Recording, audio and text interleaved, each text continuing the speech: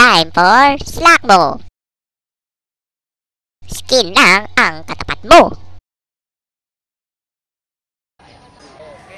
What is the largest organ of the body? Is it A, the skin, B, lungs, or C, the liver? We'll answer after the show.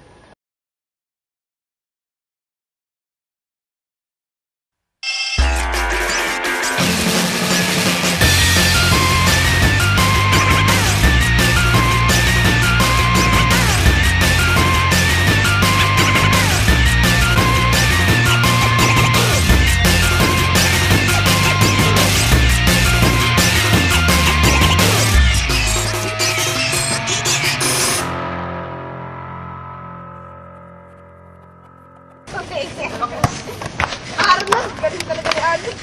Galing na tayo. Wow! Nakakabay na. Pare, pare. Uy!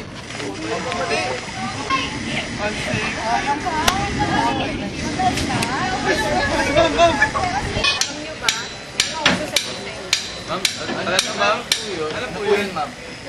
Hindi na tungkol sa mandates, pero tungkol to dun sa ginawa nyo kayo.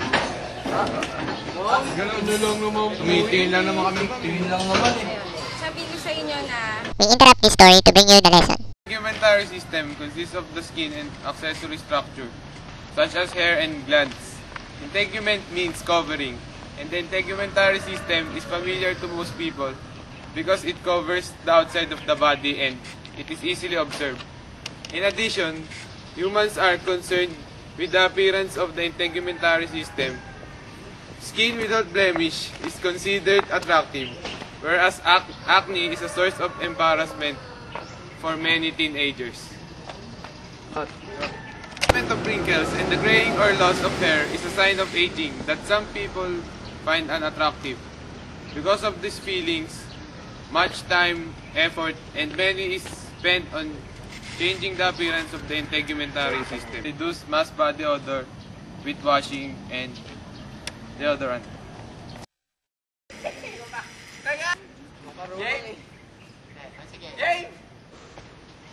Man, I'm so hungry I can eat a cow. Where are we anyway? Although we are often concerned with how the integumentary system looks, it has many important functions that go beyond appearance. Major functions of the integumentary system includes 1. Protection. The skin provides protection against abrasion and ultraviolet light. It also prevents the entry of microorganisms and dehydration by reducing water loss from the body. Number 2. Sensation. The integumentary system has sensory receptors that can detect heat, cold, touch pressure, and pain. Number 3. Vitamin D production. When exposed to ultraviolet light, the skin produces a molecule that can be transformed into vitamin D. Temperature regulation.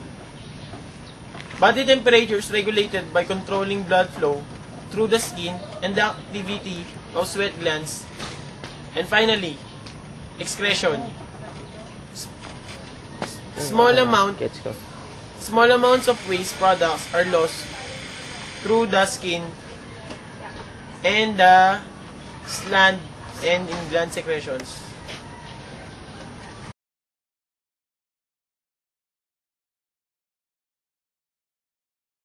Layers of the skin. The epidermis is the outermost layer of the skin. It is made up of stratified squamous epithelium in its deepest layers. Cells are produced by mitosis. As new cells are formed, they push older cells to the surface, where they slump or flake off. The outermost cells protect the cells underneath, and the deeper replicating cells replace cells lost from the surface. During their movement, the cells change shape and chemical composition. This process is called keratinization because the cells become filled with the protein keratin. Although keratinization is a continuous process, distinct layers called strata are recognized. The deepest stratum, the stratum basale, consists of cuboidal or columnar cells that undergo mitotic division about every 19 days.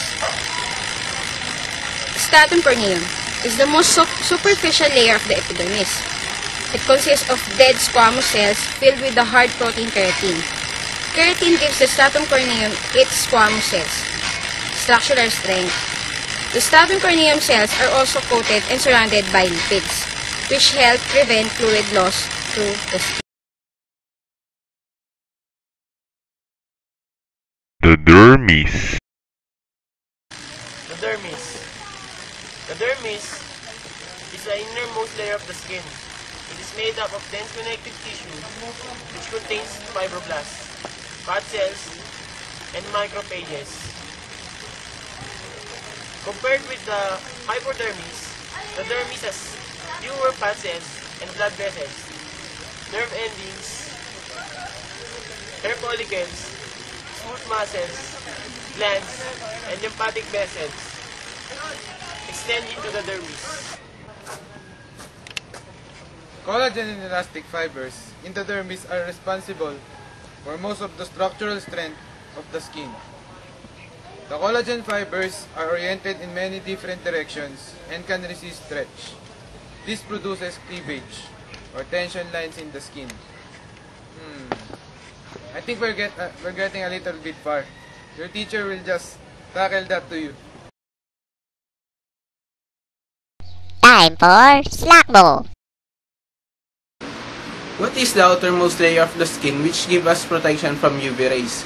A. Epidermis, B. Hypodermis, or C. Dermis? Answers will be revealed after the break.